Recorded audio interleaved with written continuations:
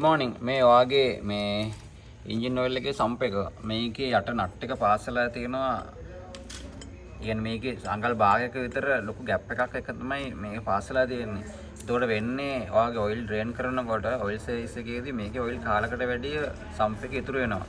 එහෙම වුණොත් මේ nut එක කපල ඉවර වෙලා මේක මේ යට surface එක ගන්නටම තමයි nut එකක් පාස් කරන්න වෙන්නේ. මම ඔයාලට පෙන්නන්නම් ඔයාලට තේරුම් ගන්න පුළුවන් මම මොකක්ද කියන්නේ කියලා. තමයි උතර.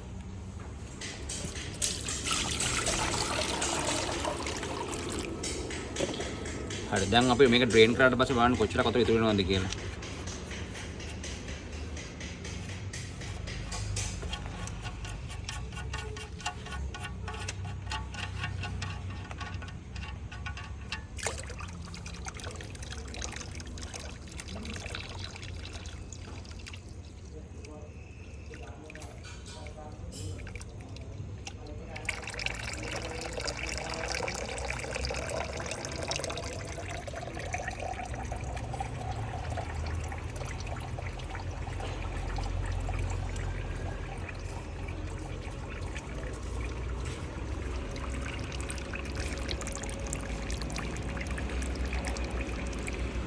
දැන් මේ සාමාන්‍ය ඔයිල් සර්විස් එකට අයින් කරලා පස්සේ මෙච්චර ප්‍රමාණයක් මේක ඉතුරු වෙන ඔයිල්.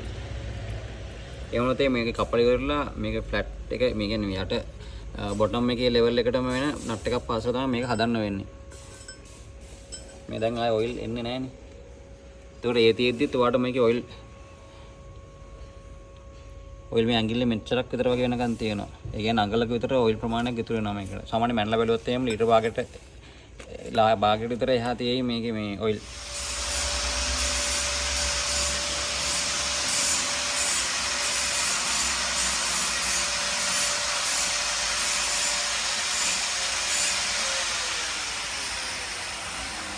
ලීටර් භාගයක් නේ.